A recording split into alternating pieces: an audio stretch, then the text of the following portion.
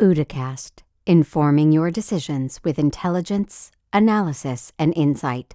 Brought to you by the team at OODAloop.com.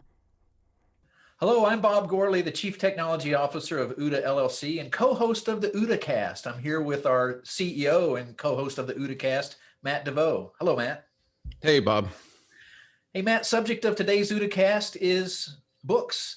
Every year you publish a top 10 list, the top 10 business, security, and technology books of the year. And you just published this year's, and I would love an opportunity to run through the list with you.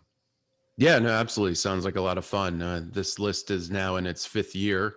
And despite all of the great content that I feel like I post on OODA Loop every year, this is definitely one of the most popular posts of the year. So it'd be a good one to do a quick OODAcast on. Yeah, and you have done this for 5 years, but as long as I've known you, you've been really a voracious reader and you consume a lot of books. And I think that's actually quite a service for us. You publish a book review a week, so I know you're reading at least 50, maybe up to 100 a year. Is that what you say about right? Yeah, I read about 100 books a year, and that's to get to 52 that I want to recommend. With the global frequency mailing list that I put out every Sunday, I have a book recommendation, and with rare exception, I want it to be a recommendation, not a review. So I'm not going to put a book in there that I wouldn't encourage people to read. So there's, while I find 52 books that are worth recommending every year, there are probably 40 or so that I read where I'm kind of like, not going to recommend it to the audience. Cool. Well, it's a great service. And let's just dive right in. I want to ask you book by book. The first, If Then, How the Simulatics Corporation Invented the Future by Jill Lepore. Yeah, this is a great story, and I feel myself, to be really well versed in kind of the history of data analytics and data science, especially as it's applied to political science, because that's my background. As a master's degree, I have a political science degree, so I spent a lot of time in that space. And then you and I obviously are very involved in data science and sentiment analysis and that sort of stuff. This was a story of a corporation that got there first and was doing this work, 40 years ago. This Simulatics Corporation combining simulation and mathematics. They were the first to use large mainframe computers and the first to apply it to political and social and culture questions. So they were doing analysis to try and drive insight into politics and predicting election results. They were doing it to try and drive marketing and sales, and it really was a forerunner. So it's kind of an interesting and compelling story to see how they came together to formulate this idea and executed it within the company, but then some of the friction that they encountered and the fact that they obviously were not successful in the long run, and it would take us another several decades until their vision was fully realized. Right, by companies like Cambridge Analytica. At least that's one of the most famous ones that we've all heard about in the news. Absolutely. I think there's a direct heritage line from Simulatics Corporation to Cambridge Analytica. I mean, it's obviously the same thesis. Cambridge Analytica obviously got to operate in an age of Facebook and social networks, data science and cloud computing. And obviously they didn't have that when they had formed Simulatics.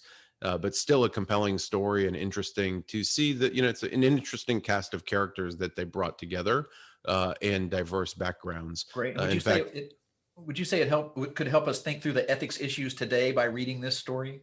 I think it helps us think through the ethics issues. I think it helps us understand, friction associated with innovation, right? Where you might have a great idea or application of technology in the market, but it takes decades to realize, just because you're behind in compute power or analytics or the data doesn't exist with the granularity that you need. I also think it's a great thesis on the structure and building of teams. It was a very diverse team with very diverse backgrounds, very eclectic backgrounds that were able to operate successfully in this space, and at least at their time, realize a little bit of the idea. So I think this, it's interesting from multiple perspectives. Right. Matt, let's move on to the next book. It's one by, you're not supposed to judge a book by the cover. Looking at the cover, it looks like a poker book to me. The title is The Biggest Bluff: How I Learned to Pay Attention, Master Myself, and Win by Maria Konnikova. Yes. So it is ultimately a book about poker, but it isn't, as you mentioned. Maria Konnikova basically decided that she wanted to become a professional poker player and went on this endeavor to get mentored by one of the greats, and actually several of the greats, and started participating in these poker tournaments and kind of rose up through the ranks in the World Series of Poker to be a successful, money winning poker player with absolutely zero expertise going into it, completely self-taught and mentored. What I found fascinating was, if you like a good story about learning a trade or learning a craft, if you're interested in poker, definitely a compelling book. I mean, it's kind of fun to read and it's exciting and it's very insightful because you get these insights from the pros. But at the end of the day, it's really a book about decision making and understanding ourselves and understanding the factors that influence our decisions and the underlying psychological behaviors and expectations that influence those decisions. So for me, I found that part very fascinating. The assumptions that we make, the fact that if even if we know something is completely random, like the flip of a card or the toss of a coin, if you have a positive streak, you tend to start looking at things from a positive perspective. I mean, just lots of little fascinating, interesting nuances about understanding our behavior, how it is influenced by others out there. And the poker table is really kind of the ultimate competitive environment. If you think about it from a corporate perspective, those are your competitors sitting at the table. They're going to bluff. They're going to exhibit the ticks. They're going to exhibit observable behaviors. They're going to make decisions. They're going to be influenced by what you are portraying and the decisions that you are making. So it really is just a fascinating look at decision making that I think is highly applicable to business. It's also a great book on kind of self-awareness and understanding those underlying factors that are influencing our decisions, even those that maybe we aren't quite conscious of. And the way you describe it also makes it seem like this is a great book that underscores the point that we can remake ourselves and be proactive and continue to learn and grow and even learn a whole new field of discipline. Absolutely. Yeah. I mean, starting from scratch, having never played a hand of poker, rising up through the ranks. I mean, it's a pretty compelling story. Obviously, she dedicated a lot of time to it. There were a lot of frustrations along the way. She had great mentoring, but, it was possible to happen. Next on your list, Matt, is The Gray Rhino, How to Recognize and Act on the Obvious Dangers We Ignore by Michelle Wucker. Yeah, this is a great book. And I kind of went searching for this book when we hit the pandemic in March, and there was so much discussions about the pandemic event being a black swan event. I grew really frustrated because, the black swans are supposed to be the things that we can't anticipate and are unexpected. And I had worked on pandemic response planning and wargaming different pandemic scenarios going back to 2001, 2002, 2003 as part of the Defense Adaptive Red Team, with great minds like Jim Miller and others. And there were playbooks, there were understanding, about how a pandemic would spread and what measures you could put in place. So it really wasn't a black swan. And I said, we have to have some sort of framework for the surprises that aren't surprises. We get the paralyzed by indecision going into them, but the data exists where we should be expecting them to happen. And that's when I discovered this great little book called The Gray Rhino. And it really focuses on, again, the things that impact our decisions are our inability to act on obvious dangers. And the gray rhino is meant to be much different than the black swan. It's the thing that is standing in your path that seems, the data supports it as kind of almost inevitable, that we're going to have to confront it, yet for some reason we overlook it. So it's a great study, again, in decision making and understanding how we can identify some of the more obvious risks in our business, maybe even obvious opportunities, and understanding the underlying behaviors that are going to prevent us from seeing and acting on them, and how to change that. Matt, do you have an example of an obvious risk that she would call a gray rhino? Well, the one that was stuck in my mind is the pandemic, and I read this back in March. I can't remember an example from the book, but there's definitely lots of them in there, both in kind of politics and business. Right. Okay. Next on your list, Matt, The Infinite Machine, How an Army of Crypto Hackers is Building the Next Internet with Ethereum by Camelia Russo. Yeah, I was on a bit of an Ethereum kick this year. As you know, and we've interacted, I've been interested in cryptocurrencies and blockchain for quite some time. I mined my first Bitcoin back in 2011 when it really wasn't that well known, and I did so in order to learn about it in my to teach my Georgetown class. I wanted to teach the Georgetown students about cryptocurrency and blockchain, and I figured the best way to be able to teach it was to be able to do it. So I kind of experienced it myself, and I've spent over the past several years, focusing my reading on Bitcoin itself. It's one of the front runners around a digital currency slash store of value, and realized that I was ignoring something that is probably more significant than Bitcoin, and that is Ethereum. Ethereum is compelling to me because it really is this idea of programmable money.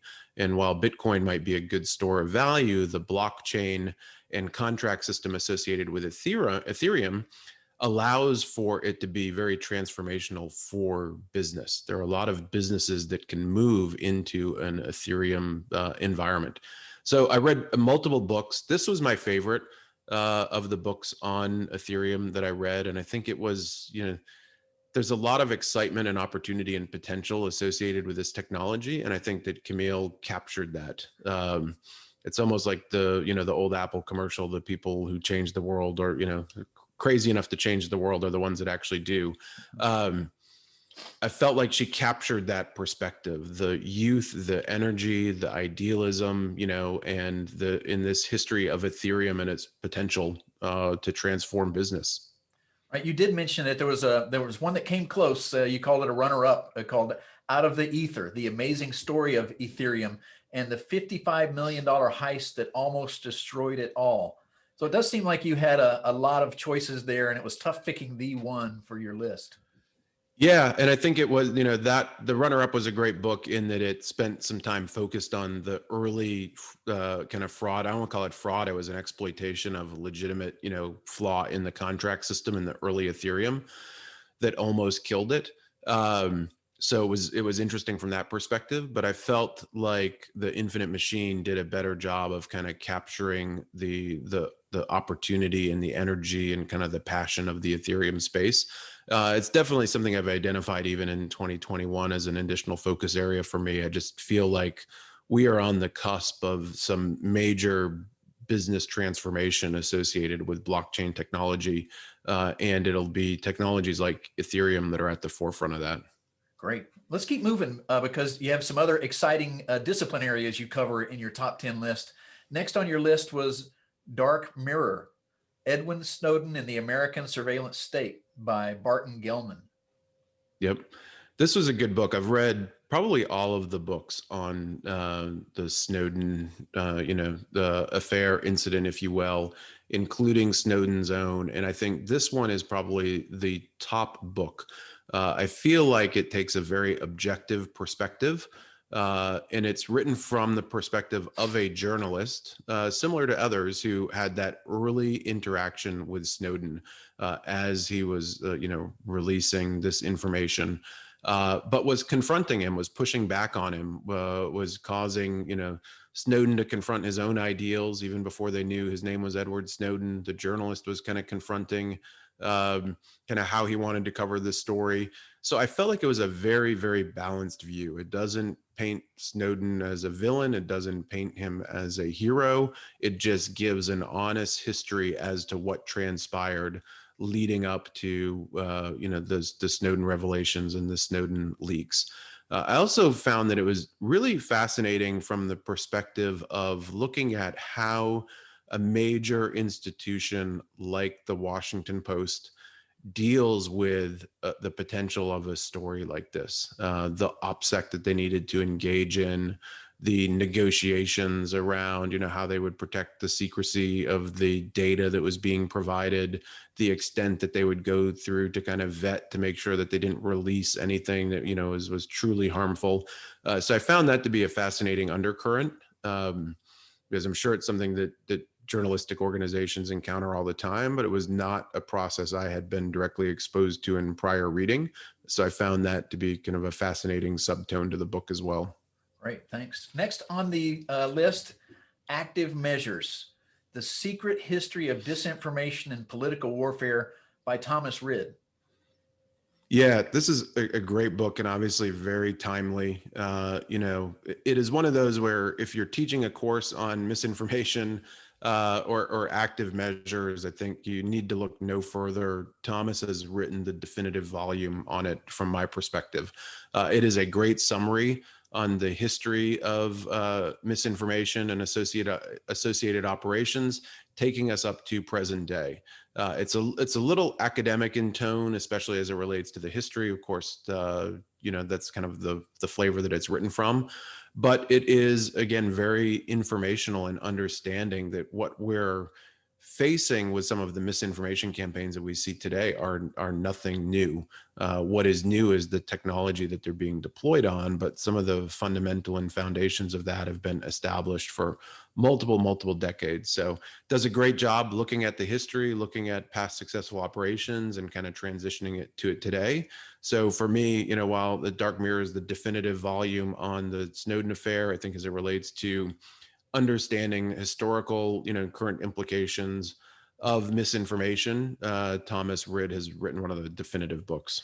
That's great. I'm glad you called this out, because all of us really need to understand this impact on us. I mean, even more today with the impact of social media. But there are old Russian and Soviet disinformation campaigns that were launched decades ago that are still echoing around today. And one of the clearest examples is the Russian use of disinformation around the Kennedy assassination, which a lot of the themes that they put out are still bouncing around. And so it is important for all of us to study. You commented in your list that you would strategically pair this book with another, Putin's People, How the KGB Took Back Russia and Then Took on the West by Catherine Belton. What did you mean strategically pair? Yeah, because I think, if we look at the perpetrator of a lot of the misinformation that we're seeing out there, it links back to Russia. And obviously with Putin as the leader in Russia, understanding the heritage and kind of the pedigree of his rise is interesting, right? It kind of shows his history in the intelligence services in Russia. It shows his rise as a politician, and it shows the misinformation and, campaigns that he conducted in kind of his rise to power. So there's a great template there in understanding, kind of the rise of Putin, the people he surrounded himself with, the people that he fooled, the people that he, brought into his umbrella, and the people that he excluded from it. So to me, it's very kind of fascinatingly insightful into because the heart and mind of the Russian government, which we can legitimately say revolves around Putin.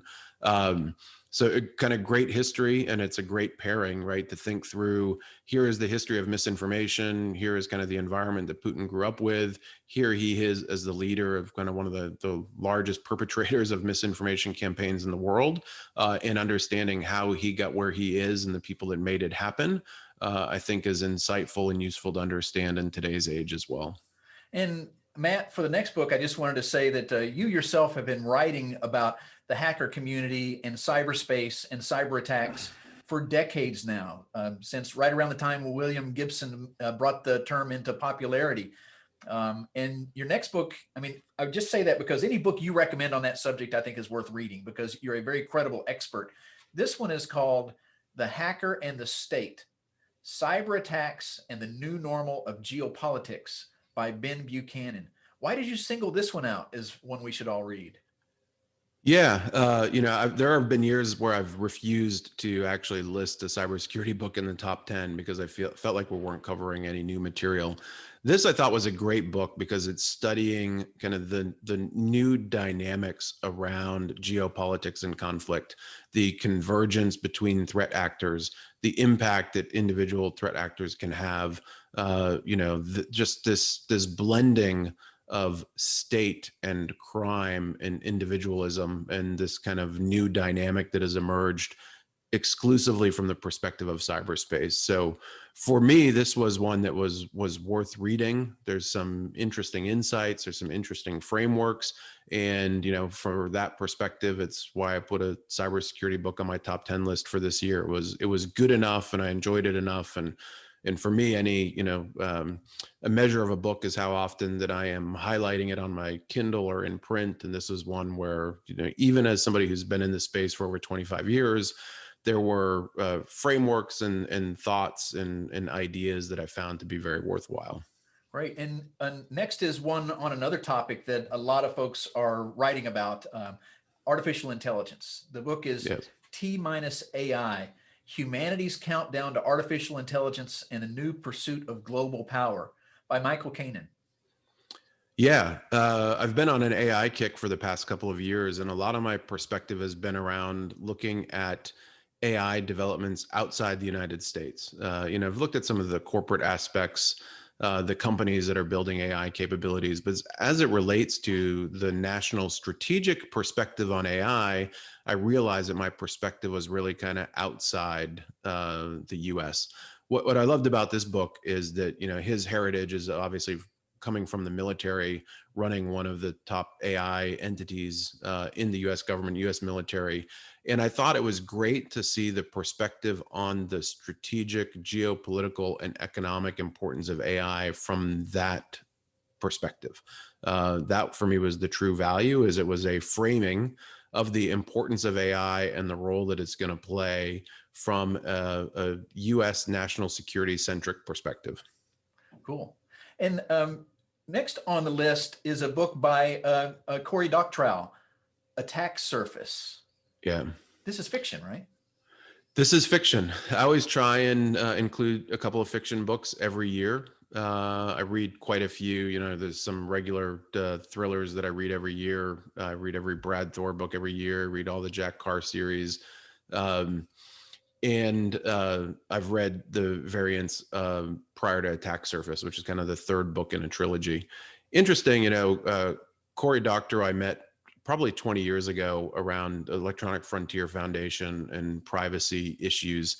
And he wrote this great book, I'm not even sure how long ago, 13 years ago, called Little Brother.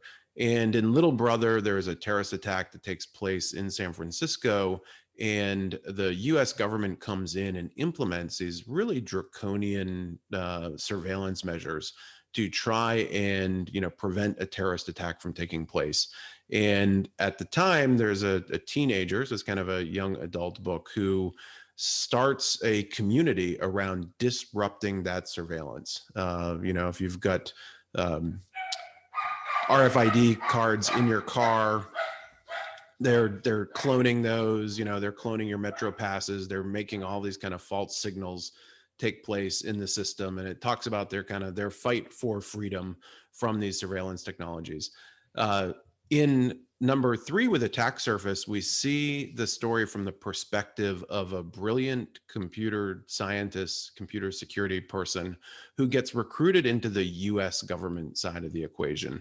And it's a great insight into not only kind of the surveillance technologies and capabilities that exist in the government and some of the issues associated with that, but then she migrates into the private sector and starts working for the equivalent of like a dark cube or NSO group engaging in surveillance and hacking on behalf of foreign regimes, and the coming of age associated with that, and understanding that maybe confronting the realities associated with the surveillance technologies that she's deploying and the impact that they're having on some of the people that are looking for civil liberties, and she kind of rebalances her life. I also think it's an interesting discussion on just technology itself, in that, when we think about surveillance technologies, we always think in terms of, well, we need technologies to counter it. And the book makes a pretty good argument that you can't have this arms race of technology to counter technology. Really, the only confrontation against, overdrawn surveillance or use of these measures against private citizens is through politics. So I found that fascinating as well, kind of taking the spin, what was a technology-centric story back into the human domain. He's a great writer. The characters are great. The story is great. The dialogue is great. You learn a lot in the process about these technologies and how they work, and the countermeasures and how they work. So, highly recommended. Was one of my favorite books of the year. Great. Cool. You also said, alternatively, fiction fans should check out Burn-In, a novel of the real robotic revolution by P.W. Singer and August Cole. Yeah, that was a great read. I'm a fan of theirs going back to Ghost Fleet. This takes a perspective of a, robotic kind of AI augmentation, the capability that gets paired with a law enforcement officer and understanding the dynamics of how are we going to use tools such as AI and such as robotics. And in this perspective, they kind of frame it both in ones, right? It's a robot assistant that has some tactical capabilities, but also has the AI paired with it. Great. It's kind of a thrilling story, kind of counterterrorism story, lots of action and adventure, but lots of underlying themes around how these technologies are going to integrate into society. Are we going to trust them, and what the impact will be over the long term? So definitely a fun read. Great. The 10th one on your list, Matt, is The Plotters by Eun-Soo Kim. Yeah, this is another one that I specifically went and kind of found. I was really impressed with the Chinese to English translation of The Three Body Problem. And it got me wondering, what are some of the other uh, great fiction, not necessarily science fiction, great fiction writers where, can identify translated work that's compelling. And I read a few, and this was my favorite. It really builds this world, and it's a Korean translation. So it builds this world around an underground economy where, almost as a matter of daily life, people are assassinated or taken out in the system, and it's this kind of underworld of, you have the assassins, you have the plotters, you have the sponsors, and it weaves the story from the narrative of somebody who is one of the assassins, who starts doing a little bit of digging into kind of who's making the calls, who's making the decisions about who lives and who dies, and kind of how does this underlying system work. Fascinating story, beautiful language, beautifully translated, interesting characters, just compelling enough that I really enjoyed it as an international fiction read. Great. Thanks, Matt. Thanks for reviewing your top 10 books here. Of course, we'll have links in the show notes to the list on OODA Loop. And it's a great service you provide here in this filtering and recommending and endorsing and bringing these to our attention. And I really appreciate it. Thanks. I'll keep reading. I'll always love recommendations as well. If folks think there's a book that I should check out, there are several on this list that were actually recommended to me by OODA members or folks on the global frequency list. So happy to take those recommendations as well. And I guess another note, Matt, a couple of these authors we've had on the OODAcast. We had P.W. Singer on the OODAcast. Yep. We had Michael Cannon on the OODAcast, and you have a couple others in the works as well, I hear. I do. Yeah, I've got invites out to Camille Rousseau and Michelle Walker. So they've both accepted. So we're hoping to get them featured early in 2021. And we'll be extending invites out to the rest of the authors on the list. I think it's a great way to bridge the top 10 books with some of the content that we're covering on OODAcast in a way that'll be really insightful for the folks that are watching this show. Great. Thanks, Matt. Thanks, Bob. Thanks for listening to this OODA Loop production. For the latest analysis on cybersecurity, technology, and global risks, please visit www.oodaloop.com.